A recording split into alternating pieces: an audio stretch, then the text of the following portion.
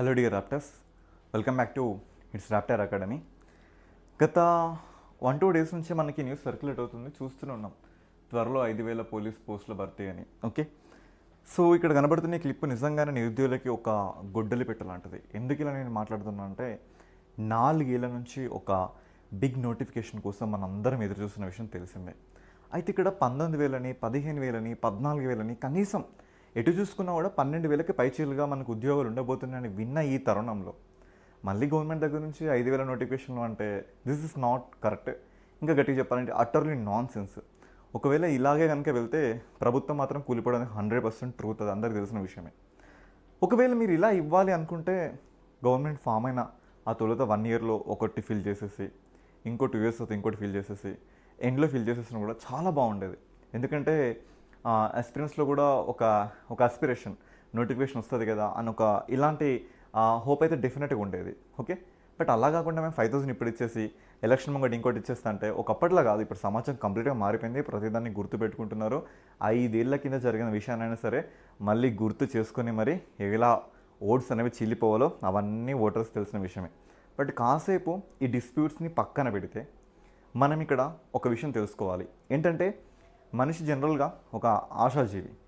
ఇక్కడ మీ హోప్ని అంటే మీరు కన్న కళని ఎన్హాన్స్ చేసుకోండి. అంటే మీరు ఎంత చెప్పినా వినలేదు, గవర్నమెంట్ పంతానికి వెళ్ళి ఇలా 5,000 నోటిఫికేషన్ ఇచ్చింది అనుకోండి, అప్పుడు మీరు చేయాల్సింది ఏంటి? ఓకేనా? అంటే నేను ఇక్కడ ఏం చెప్తున్నా అంటే ఒకవేళ ఇక్కడ చూడండి 19,000 ప్లస్ ఇన్ని పోస్టులను భర్తీ చేయాలని ప్రభుత్వం నిర్ణయించినట్లుగా తొలుత అంటే దీంట్లో ఈ 19,000 అంట 5,000 కానిస్టేబుల్ ఎస్ఐ పోస్టుల కోసం భర్తీ ఇస్తే, సో ఇది ఆర్థిక శాఖ ప్రతిపాదన పంపినట్టు సమాచారం. అక్కడ నుంచి క్లియరెన్స్ రాగానే నోటిఫికేషన్ రిలీజ్ అయ్యే అవకాశం ఉంది. సరే, మొత్తానికైతే ఫినాన్షియల్ క్లియరెన్స్ కోసం వెళ్తున్నాయంట. మరి నిజంగానే 5,000 ఇస్తే అప్పుడు ఏంటి? అంబేద్కర్ గారు ఎప్పుడు ఒక మాట చెప్తుంటారు, ఏంటి? Agitate, educate and organise. ఇక్కడ ఏంటంటే అస్పిరెంట్స్ మీరు ఎంతసేపు అజిటేట్ కోసం మాత్రం వెళ్ళకండి. Agitation is our fundamental right, అది చేయండి. దాంతో పాటుగా ఎడ్యుకేట్ చేయండి, ఆర్గనైజ్డ్గా ఉండండి అని చెప్తాను నేను ఇక్కడ. సరే, ఒకవేళ వరస్ట్ కేసులో ఇంకా మనకి ఏ దిక్కు లేదు, నిజంగానే ఇలా 5K పోస్టులు మాత్రం పడ్డాయి అనుకోండి. అలా పడితే మనం ఎస్ఐలకి ఎంత లేదన్నా ఒక 300 to 400 అలా మనం ఎక్స్పెక్ట్ చేయొచ్చు. ఆ సిచ్యువేషన్ జరిగినప్పుడు మనం ఎలా ప్రిపేర్ అవ్వాలి? ఓకే, సో అలా జరిగినప్పుడు మనకు ఒక 4,500 కానిస్టేబుల్ పోస్టులు ఉంటాయి. అప్పుడు ఎలా ప్రిపేర్ అవ్వాలి? ఓకేనా? సో ఇది వరస్ట్ కేసులో చెప్తున్నా. అంటే ఇలా జరగదు కూడా. ఎందుకంటే తెలంగాణ మన బ్లడ్లోనే ఉంది. ఎలా పోరాడాలి, ఏం చేయాలి, ఎలా కొట్లాడి మన హక్కుల్ని మనం రక్షించుకోవాలనేది. బట్ ఇక్కడ మనం ఎంత కాదనుకున్నా కొన్ని విషయాలు అయితే డెఫినెట్గా తెలుసుకోవాల్సిందే. బట్ ఈ విషయాలు దీనికి అప్లై కాకపోయినా రేపు ఫ్యూచర్లో వచ్చే నోటిఫికేషన్కైనా డెఫినెట్గా మీకు ఇక్కడ వర్కౌట్ అవుతుంది. సో ఇలా కనుక గవర్నమెంట్ వెళ్తే మాత్రం ఖచ్చితంగా తన సీటుకి తనే నిప్పు పెట్టుకున్నట్లుగా అవుతుంది. అలా జరగదని మనం అందరం అనుకుందాం. సో అదేవిధంగా మనం ముందుకెళ్దాం. ఓకే, ఇక్కడ ఒకవేళ ఇదే సిచ్యువేషన్ కనుక ఎదురవుతే అసలు చేయాల్సింది ఏంటంటే ఇక్కడ నేను మీకు గతంలో జరిగిన కొన్ని కట్ ఆఫ్స్ గురించి ఇక్కడ నేను డిస్కస్ చేయదలుచుకున్నా. ఎందుకంటే ఓన్లీ ఇక్కడ మీకు 5K పోస్టులు మాత్రమే సెటిల్ అయినాయి అనుకోండి. ఇందులో ఎంత లేదన్నా వరస్ట్ కేసులో ఓకే ఒక 300 ఎస్ఐలు, మరి మిగతా 4,500 టీసీలు ఉన్నాయి అనుకోండి. ఇది వరస్ట్ కేసు. అంటే ఇంతకన్నా తగ్గడం అని లేదు. బట్ ఇది మన లెవెల్ అనుకుంటే ఇక్కడ మనం ఏం చేయాలంటే మీ ప్రిపరేషన్ స్ట్రాటజీ మాత్రం డెఫినెట్గా ఇప్పుడు నేను చెప్తున్నా, ఇలా ఉంటేనే మీరు డెఫినెట్గా విన్ అవుతారు. లేదంటే మిమ్మల్ని కాపాడడం ఆ దేవుని తరం కూడా కాదు. అయితే ఇక్కడ నేను లాస్ట్ కట్ ఆఫ్స్ ఎందుకు తీసుకుంటున్నా అంటే అవి ఒక రిఫరెన్స్ కాపీగా నేను తీసుకుంటున్నా. ఆ రిఫరెన్స్ కాపీలో నాటి కాలం సొసైటీలో ఇంత స్కోర్ చేస్తే ఇప్పుడు ఇంకా పెరిగింది. చాట్‌జీపీటీలు, జెమినీలు, మీకు ఏది కావాలనుకుంటే ఆ న్యూస్ మీ దగ్గరికి ఇప్పుడు వితిన్ సెకండ్స్లో వస్తుంది. అండ్ అప్పటితో పోల్చుకుంటే డేటా పెరిగింది, బ్రెయిన్స్ పెరిగినాయి, సమాచారం పెరిగింది, ప్రతిదీ పెరిగింది. అంటే ఇక్కడ నాడు ఓపెన్ కేటగిరీలో 260 to 295 వరకు కట్ ఆఫ్ అయింది. ఓకే, మరి బీసీ చూసుకుంటే ఎంత లేదనుకున్నా 250 ప్లస్ కట్ అయింది. ఎస్సీ చూసుకుంటే 240 ప్లస్ కట్ అయింది. ఎస్టీ చూసుకుంటే సో ఇది ఒక 230 అనుకోండి. ఓకేనా, ఇంతలా మనకు కట్ అయింది. అయితే ఇప్పుడు ప్రతి ఒక్కరు కూడా ఈ స్కోర్కి ఒక 10 to 15 ఎక్కువ వేసుకోండి. చూడండి, ఒక స్టేజ్ వరకు అందరికీ సమాన మార్కులు రావడం అనేది సహజమే. బట్ ఆ స్టేజ్ దాటినాక ఒక్కొక్క మార్కును సాధించాలంటే దాని వెనకాల కొన్ని సంవత్సరాల ఎఫర్ట్, కొన్ని ఏండ్ల కృషి ఉంటే తప్ప అది మనం సాధించలేము. ఓకే, సో వరస్ట్ కేసు గురించి నేను మాట్లాడుతున్నా. అంటే వరస్ట్ కేసు జరిగితే మీ ప్రిపరేషన్ ఇలా ఉండాలి. ఇలా కనుక మీరు ప్రిపేర్ అయితే రేపు పొద్దున 12,000 పోస్టులు వచ్చినా, 19,000 పోస్టులు వచ్చినా, ఏది వచ్చినా నీకంటూ ఒక జాబ్ నీ కోసం మాత్రమే అక్కడ సెటిల్ అయ్యి వెయిట్ చేస్తుంటుంది. రా రా రా వచ్చిన తీసుకెళ్ళు అని. సరే, ఇక్కడ ఈ కట్ ఆఫ్ని చూసుకుంటే మనకి 260 నుండి 290 అంటే చాలా పెద్ద విషయం. ఓకేనా? సో ఇది మాత్రం డెఫినెట్గా మీరు అచీవ్ చేయాలని నేను చెప్తాను. ఈ స్కోర్ లేకుండా, అంటే ఒక 5K పోస్టులు అయితే అంత స్కోర్ మీకు కీలో రాకుండా మీరు ఒక ఎస్ఏ జాబ్ కోసం వెయిట్ చేయడం అంటే దట్ ఈస్ అబ్సొల్యూట్లీ అది మేము మూర్ఖత్వం అవుతుందని ఇక్కడ నేను మాట్లాడుతున్నాను. ఎందుకంటే ఇది harsh reality brother, day sister.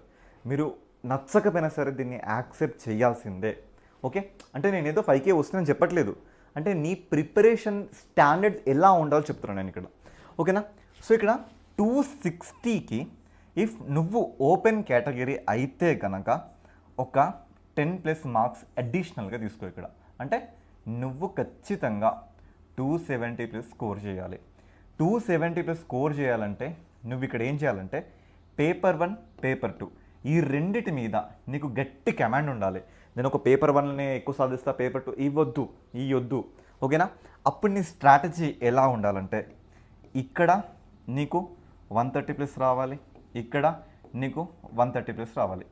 ఎవరైనా గ్రూప్స్కి ప్రిపేర్ అయిన వాళ్ళు ఉంటే, లాస్ట్ టైం ఎస్ఐ పేపర్ ఉంది, దాన్ని నాతో ఉన్న వాళ్ళని నేను చూసా, అప్రాక్సిమేట్లీ 150+ స్కోర్ చేయడం జరిగింది. మెనీ పీపుల్, నేను ఒకరిద్దరు అనట్లేదు, మెనీ పీపుల్ గ్రూప్స్కి ప్రిపేర్ అయిన బ్యాచ్లో ఉన్న వాళ్ళు దాన్ని 150+ స్కోర్ చేసిన వాళ్ళు నా సరౌండ్స్లోనే ఒక 50+ మెంబర్స్ కనబడ్డారు. లాస్ట్ టైం ఎస్ఏ పేపర్ చూడండి, చాలా ఈజీగా వచ్చింది.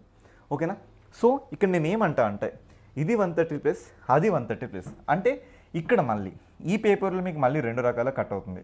ఒకటి అరిథమెటిక్ అండ్ ప్యూర్ మ్యాథ్స్, రెండవది రీజనింగ్.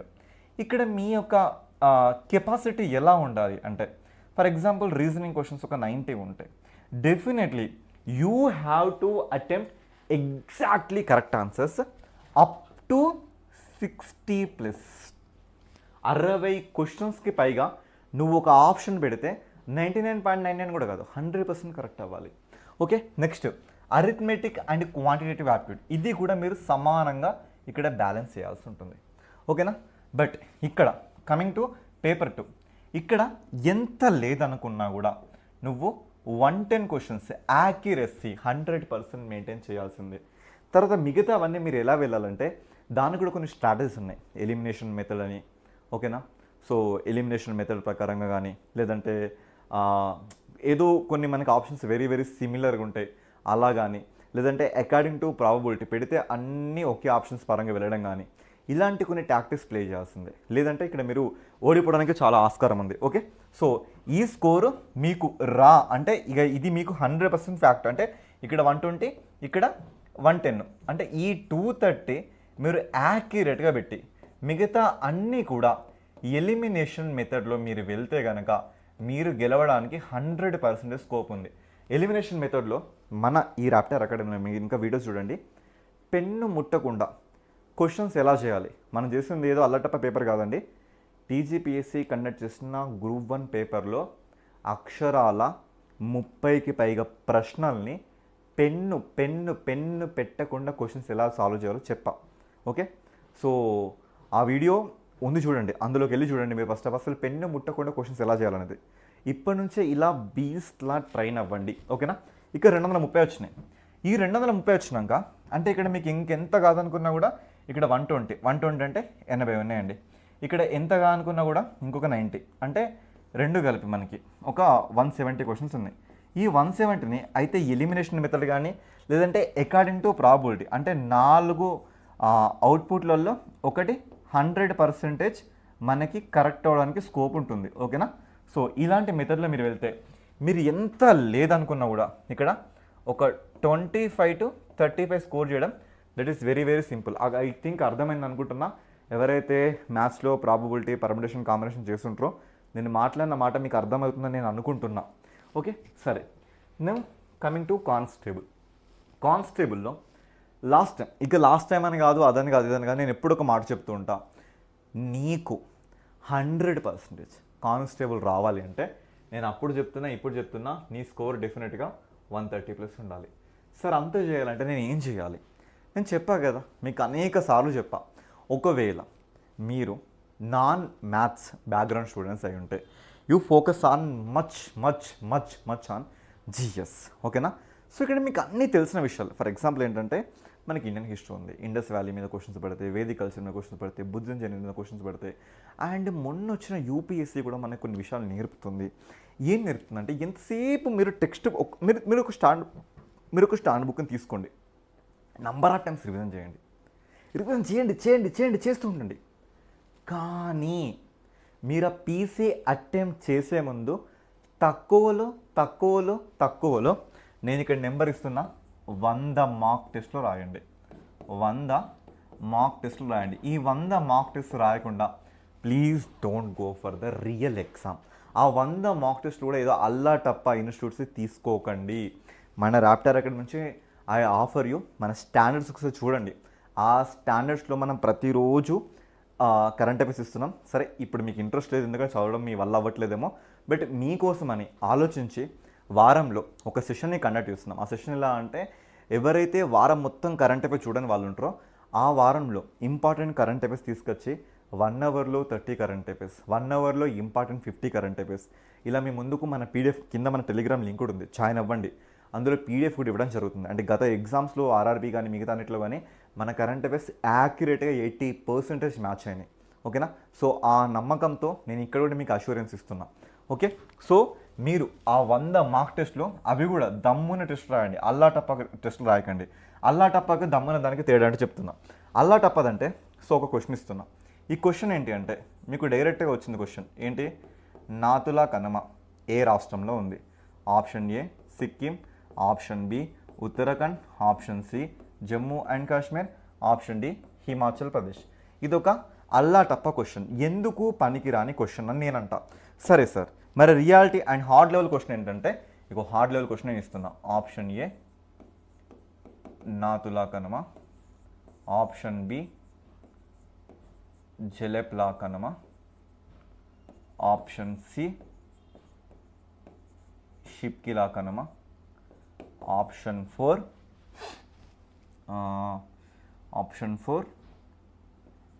బుర్జిలా కనుమ. Okay yes yeah. సో ఇలా 4 ఇచ్చి arrange them from east to west. ఓకేనా? వీటిని తూర్పు నుండి పడమరకు అమర్చండి. ఓకేనా? సో వీటిని తూర్పు నుండి పడమరకు అమర్చండి. ఇది ఒక దమ్మున్న క్వశ్చన్ అంట. ఓకే, సో ఇలాంటి స్టాండర్డ్స్ యూపీఎస్సీ మెయింటైన్ చేస్తుంది. ఓకేనా? అంటే ఇక్కడ నేను చెప్పదలుచుకున్న విషయం ఏంటంటే నేను పీసీకే ప్రిపేర్ అవుతాను, నీకు పీసీ జీవితంలో రాదు. నేను గ్రూప్స్ కూర్చొని ఆ లెవెల్లో ప్రిపేర్ అయితే ఈ లెవెల్ నీకు సింపుల్ అయిపోతుంది. Please try these kind of questions. నేను ఇంకా చూపిస్తాను క్వశ్చన్స్ ఎలా ఉంటాయంటే లైక్ ఇక్కడ చూడండి, ఇదో క్వశ్చన్ చూడగానే భయపడకండి, అస్సలు భయపడకండి. నేను చెప్తాను కదా ఒక 1 to 3 స్టేట్మెంట్స్ ఉన్నాయి. సో ఇక్కడ సింధులోయ నాగరికత ఆర్థిక వ్యవస్థకు సంబంధించి క్రింది వాటి వాక్యాలను పరిశీలించండి. ఈ వాక్యాలు సరైనవి ఏమిటి? సో మొదటిది, సింధు ప్రజలంట మెసొపొటేమియాతో విస్తృతమైన సముద్ర వాణిజ్యం నిర్వహించారు. సుమేరియన్ నగరాల్లో కూడా సింధు నాగరికత ముద్రలు దొరికినాయి. జనరల్గా వాళ్ళు మెసొపొటేమియా కల్చర్. ఓకేనా? సో ఇరాక్ వాళ్ళతోని వాళ్ళు ట్రేడ్ జరిపారు కదా, నిజమే కదా. అక్కడ మనకు దొరికిన కాయిన్స్ సిలిండ్రికల్లో ఉంటాయి ఇట్లా. అంటే ఈరోజు మీకు రూపాయి క్యాన్ ఇలా దొరుకుతుంది, అప్పట్లో 2 రూపాయల క్యాన్ మీకు ఈ షేప్లో ఇట్లా వచ్చేది కదా. నాటి కాలంలో కాయిన్స్ ఇలా ఉండేవి. ఇది కరెక్టే, అంటే 1 ఉన్న ప్రతి స్టేట్మెంట్ కరెక్టే. ఓకే, 1 ఇక్కడ లేదు కాబట్టి ఇది రాంగ్. దీన్ని ఎలిమినేషన్ మెథడ్ అంటారు. నెక్స్ట్, వస్తు మార్పిడి విధానం ప్రాథమిక మార్పిడి మాధ్యమంగా ఉండేది. లోహ కరెన్సీకి ఎటువంటి ఆధారాలు లేవు. మన నిజంగా అప్పుడు లోహ కరెన్సీ ఏమన్నా ఆధారాలు ఉన్నాయా? జస్ట్ మనం ముద్రికలను వాడుకున్నాం. లోహ కరెన్సీకి అప్పట్లో అంటే అంటే ఈ లోహంతోనే తయారు చేసింది, ఈ లోహంతోనే ఉంది అని అలా అయితే మనకి ఏం లేదు కదా ఇక్కడ మనకి. ఓకే, సో అది మనకి తప్పు. ఓకే ఎస్, అంటే సారీ, లోహ కరెన్సీకి ఆధారాలు లేవు మనకి ఇక్కడ. నిజంగానే లోహ కరెన్సీకి ఆధారాలు లేవు, మరి నిజమే కదా. ఓకే, మనకి వస్తు మార్పిడి విధానం మాధ్యమంగా ఉండేది. అవును, మన మాధ్యమంగా ఉండేది మనకి. ఓకేనా. ప్రపంచంలో పత్తిని ఉత్పత్తి చేసిన మొదటి వారు సింధు ప్రజలే. గ్రీకులు దీన్ని సింధు అని అన్నారు. అవును, నిజం, ఎవరు అన్నారు కదా. అంటే ఇప్పుడు మనకి అన్ని కూడా కరెక్ట్ స్టేట్మెంట్స్ అయిపోయినాయి. ఇంకో క్వశ్చన్ చూద్దాం మనం. ఓకే, సో ఇక్కడ వేదిక్ కల్చర్ గురించి అసర్షన్ రీజన్స్ ఈ క్వశ్చన్స్. తొలివేద కాలం నుంచి మలివేద కాలానికి జరిగిన మార్పులో పశుపోషణ ఆధారిత ఆర్థిక వ్యవస్థ నుంచి వ్యవసాయ ఆధారిత ఆర్థిక వ్యవస్థ గణనీయంగా మార్పులు కనిపించినాయి. మరి మొదట్లో చూసుకుంటే రాజన్ అనేవాడు గోపాలుడే కానీ భూపాలుడే కాదు. He is the lord of the cattle, not the lord of the land. మరి నిజమే కదా. సో అది కరెక్టే. మరి ఈ అసర్షన్కి ఈ రీజన్ కరెక్టా కాదా? ఎందుకంటే మలివేద కాలంలో ఇనుము అంటే కృష్ణా అయాస్ని విస్తృతంగా కనుగొనబడడం వల్ల అప్పట్లో ఇక వ్యవసాయం అనేది మనకి ఫుల్ ప్లెజ్డ్గా వచ్చింది. అంటే ఇక్కడున్న ఈ స్టేట్మెంట్ బలమైన ఎక్స్ప్లెనేషన్ని ఇక్కడ నాకు ఇవ్వడం జరిగింది. అంటే ఏంటంటే both are correct and R is giving the correct explanation for the A is the right answer. అంటే మనకి ఏ అనేది కరెక్ట్ ఆన్సర్. నెక్స్ట్, సో ఇక్కడ చూడండి, బుద్ధుడికి సంబంధించి మహాభినిష్క్రమణం అంటే ఏంటి, నిర్వాణం అంటే ఏంటి, ధర్మచక్ర పరివర్తనం అంటే ఏంటి, నిష్క్రమణం అంటే ఇంట్లోకి వెళ్ళి బయటకు వెళ్ళడం. దేని మీద వెళ్ళిండు? గుర్రం మీద వెళ్ళిండు. ఓకేనా. అంటే 1కి ఎస్ సూట్ అవ్వాలి. నిర్వాణం అంటే ఎన్లైట్మెంట్. తనకి ఎన్లైట్మెంట్ ఎక్కడ జరిగింది? బోధి వృక్షం కింద జరిగింది. ధర్మచక్ర పరివర్తనం అంటే తను మొదటిసారిగా నేర్చుకున్న స్పీచ్ అంటే ఆ జ్ఞానాన్ని స్పీచ్ రూపంలో ఇవ్వడం జరిగింది. That's on the wheel. మహాపరినిర్వాణం, సో అతని మరణాన్ని మన స్తూపంతో ఇండికేట్ చేస్తాం. ఇవేంటంటే these are all conceptual questions. ఇవన్నీ కూడా మీ దగ్గర కాన్సెప్ట్ ఉంటే తప్ప మీరు చేయలేరు.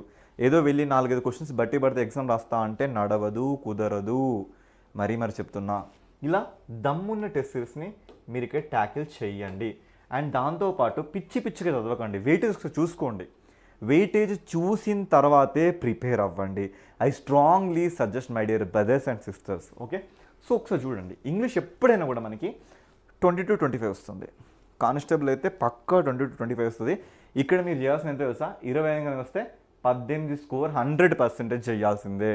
కాదు కుదరంటే ఇక నేను ఇంకేం మాట్లాడదలుచుకోలేదు ఇక్కడ. సరే, మీరు ఇంగ్లీష్ స్టూడెంట్స్ కాకపోతే కనీసం 12 చేయాల్సిందే. ఓకేనా. ఎస్. మరి అరిథమెటిక్ చూసుకుంటే ఇక్కడ మీకు చూసుకుంటే ఒక 25 వరకు వస్తుంది. మరి 25 ఎంతసారి చేయాలంటే మీరు నాన్ మ్యాథ్స్ అంటే మీరు ఒక 10 వరకు చేయొచ్చు. రీజనింగ్ 25 అంటే మీరు ఖచ్చితంగా 15 చేయాల్సిందే. నేను ఒప్పుకోను ఇక్కడ. Okay. Next, GK and current affairs 20 ఉన్నాయి. ఇక్కడ మీరు ఎంత గట్టిగా ప్రిపేర్ అయినా కూడా మీరు 10 నుంచి 12 చేయడానికి స్కోప్ ఉంటుంది. ఓకేనా. సో 12 తీసుకోండి. నెక్స్ట్, ఇండియన్ హిస్టరీ 20 మార్కులు. సరే, 20 మార్కులు అనుకుందాం. ఈ 20 మార్కులకి మీరు కనుక ఫోకస్ చేస్తే 15 దాకా మీరు ఈజీగా చేయొచ్చు. ఇక జాగ్రఫీ. ఓకేనా. సో జాగ్రఫీ ఒకసారి 8, ఒకసారి 12, ఒకసారి 20, ఇలా ఈ జాగ్రఫీ మళ్ళీ ఇది అన్నింటిలో ఇన్వాల్వ్ అవుతుంది. ఓకేనా. సరే, 10 వచ్చినప్పుడు మీరు ఇక్కడ సుమారుగా 7 అనేది చేయాల్సిందే. ఇండియన్ పాలిటీ ఉంది. సరే, మీకు 12, 15 ఎన్ని వచ్చినా కూడా ఇక్కడ మీరు సో ఇది కూడా ఒక 7 వేసుకుంటారు రఫ్గా. ఎకానమీ ఉంది. ఎకానమీ రఫ్గా ఒక 5. ఓకేనా. సో ఫిజిక్స్ ఉంది. సో డెఫినెట్గా యూ హ్యావ్ టు 3. కెమిస్ట్రీ ఉంది, you have to do 2. Biology ఉంది, యూ హ్యావ్ టు డూ 5. తర్వాత తెలంగాణ హిస్టరీ ఇక్కడ మీకు 18 మార్కులు వస్తుంది. You have to do at least 12 marks. ఓకేనా. మూమెంట్ ఉంది, at least you have to do at least 9 marks. Ethics ఉంది. సో ఎథిక్స్ ఆ టైంలో మీరు ఎంత తక్కువ కూర్చున్నా కూడా మీరు దీన్ని సెట్ చేయగలరు. సరే, హాఫ్ తీసుకోండి అంటే 5. అంటే ఈ స్కోర్ మొత్తం చూడండి, అంటే 20, 30, 45, so 55, 65, 70, 80 plus 85. Okay. So 90, 95, 110. Okay. 120, approximately 125. ఈ 125 ఎలా నీకు ఉండాలంటే యాక్యురేట్గా ఉండాలి. యాక్యురేట్ అంటే అర్థం ఏంటంటే ఇక్కడ మీరు పెడితే 100% ఫ్యాక్ట్ అవ్వాలి. మరి 125 తీసేయంగా ఇంకా మిగతా మీ చేతిలో ఎన్ని? ఈ 75 మీకు తెలీదు. ఈ 75 according to probability. So every 4 ఆప్షన్స్లలో ఒక ఆప్షన్ కరెక్ట్ అవుతుంది. అంటే అన్నీ పెడితే ఏలే పెట్టండి, అన్నీ పెడితే బీలే పెట్టండి, అన్నీ పెడితే సీలే పెట్టండి, అన్నీ పెడితే డీలే పెట్టండి. అంతేకాకుండా ఇదొకసారి ఇలాంటి గేమ్స్ చేయకండి. ఓకే. ఇక్కడ మీరు ఆలోచన గేమ్ ఇంకోటి కూడా ఉంది, అది ఎలిమినేషన్ మెథడ్ ఉంది. ఓకేనా. సో ఈ మెథడ్ అయినా మీరు ఇక్కడ ఫాలో అవ్వచ్చు. ఇవి గాయస్ నేను చెప్పదలుచుకున్న స్టాండర్డ్స్. ఈ స్టాండర్డ్స్ కనుక మీరు ఫాలో అవుతే మిమ్మల్ని ఏ శక్తి, ఏ గవర్నమెంట్, ఏ సీఎం కూడా మిమ్మల్ని ఆపలేడు. అందుకే ఇక ఈ కట్ ఆఫ్ల గురించి మాట్లాడుకుని వేస్ట్. బీసీ చూసుకుంటే సో ఇది కూడా మనకి 130 వరకు వెళ్ళింది హై లెవెల్లో. ఎస్సీ చూసుకుంటే 120 వరకు వెళ్ళింది. ఎస్సీ చూసుకుంటే ఇది కూడా మనకి 120 వరకు వెళ్ళింది. So this is a safe game. Safe game means 125 to 130 plus. This a very very very very safe game అని నేను చెప్తాను ఇక్కడ. సో ఐ హోప్ మీకు అర్థమైంది అనుకుంటా. ఇంకా ఎలాంటి మీకు అనుమానాలు ఉన్నా, కామెంట్స్ ఉన్నా, అంటే ఇంకేమైనా చెప్పాలనుకుంటున్నారు మీరు, సార్ లేదు మాకు సబ్జెక్ట్ అంటే ఇండివిజువల్ సబ్జెక్టుగా ఇండివిజువల్ చాప్టర్స్ వైజ్గా మాకు వెయిటేజ్ ఇవ్వండి, ఇంకేమైనా మేము తెలుసుకోవాలనుకుంటున్నాం, మీకోసం కింద కామెంట్ బాక్స్ అయితే వెయిట్ చేస్తుంది. డెఫినెట్గా ప్రతి ఒక్కరి కామెంట్కి అయితే నేను డెఫినెట్గా నేను రెస్పాండ్ అవుతాను. ఓకేనా? So all the best guys. And మన ర్యాప్టర్ అక్కడ ఇస్తున్న కరెంట్ అఫైర్స్ షార్ట్స్లో మేము ఇస్తున్న క్వశ్చన్స్ని డెఫినెట్గా మీ హ్యాండ్ బుక్లో నోట్ చేసుకోండి, అస్సలు మిస్ చేయకండి. ఎందుకంటే ఒక దగ్గర క్వాలిటీ ఆఫ్ కంటెంట్ దొరికిందంటే దాన్ని 10 మందికి స్ప్రెడ్ చేసిన బాధ్యత మాత్రం మీదే. అండ్ మన టెలిగ్రామ్ లింక్ కిందే ఉంది, ఓకేనా, డిస్క్రిప్షన్లో ఉంది, వెళ్ళండి. మేము ఫ్రీగానే మీకు పీడిఎఫ్స్ ప్రొవైడ్ చేస్తున్నాం. సో ఆ క్వాలిటీ ఆఫ్ కంటెంట్ ఒకసారి అబ్జర్వ్ చేయండి, ఓకే. అండ్ వరంగల్ చుట్టుపక్కల ఉన్న ప్రాంతాల్లో వాళ్ళైతే డెఫినెట్గా ఒకసారి మన ఆఫ్లైన్ కోర్స్ని మీరు ఒకసారి రండి. సో చూడండి, స్టాండర్డ్స్ మీకు మీట్ అవుతుందంటే డెఫినెట్గా మన టెస్ట్స్ మాత్రం మీరు ప్రాక్టీస్ చేయండి, ఓకేనా. So this is Shravan Kumar, I'm the faculty of current affairs and geography. Thank you so much and all the best everyone. జై హింద్.